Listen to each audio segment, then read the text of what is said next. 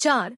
हिमालय की शांत वादियों में एक राजकुमारी ने जन्म लिया जिसका नाम था पार्वती। बचपन से ही उनका मन केवल एक ही नाम में लीन रहता था, महादेव, भगवान शिव।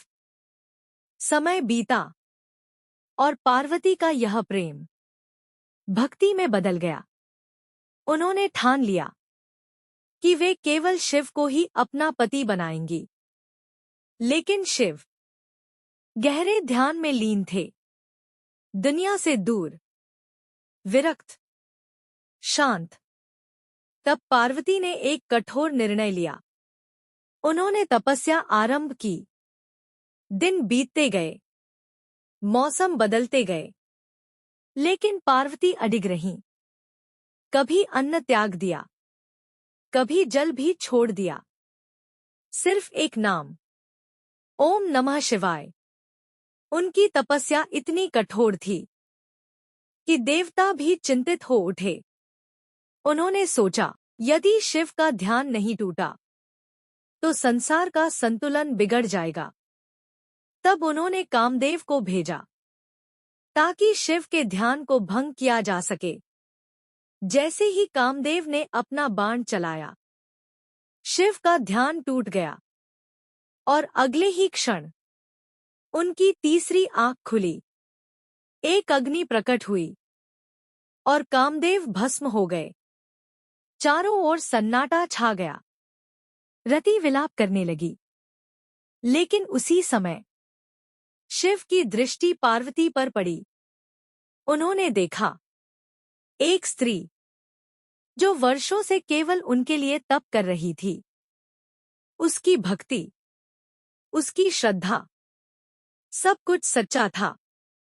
शिव ने सोचा, क्या यह प्रेम वास्तव में इतना गहरा है? उन्होंने पार्वती की परीक्षा लेने का निश्चय किया और एक साधु का रूप धारण करके उनके सामने पहुंचे। उन्होंने पार्वती से कहा, तुम शिव को क्यों चाहती हो? वह तो एक सन्यासी है, भस्म लगाते हैं। लेकिन पार्वती मुस्कुराई और बोली, मेरे लिए शिव ही सब कुछ है।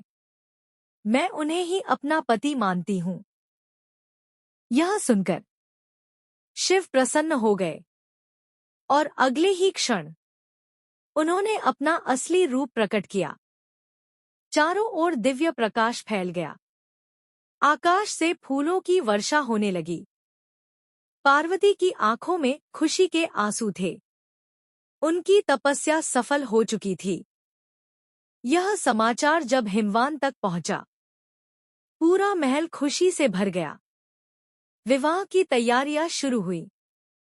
हर तरफ उत्सव का माहौल था। उधर शिव अपनी अनोखी बारात लेकर निकले, जिसमें भूत, प्रेत और गण शामिल थे। ऐसी बारात देखकर हर कोई चौंक गया। माता मैना घबरा उठीं।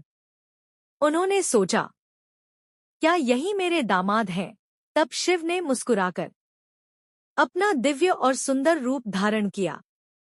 अब सभी का भय दूर हो गया और वातावरण आनंद से भर गया। फिर वह पावन क्षण आया जब शिव और पार्वती एक दूसरे के सामने खड़े थे। अग्नि को साक्षी मानकर दोनों का विवाह संपन्न हुआ। देवताओं ने आशीर्वाद दिया और आकाश से फूलों की वर्षा होने लगी। पूरा ब्रह्मांड इस दिव्य मिलन का साक्षी बना।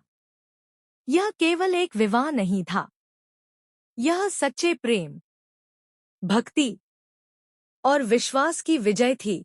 और आज भी जब कोई सच्चे मन से शिव को पुकारता है तो पार्वती और महादेव उसकी हर इच्छा पूरी करते हैं।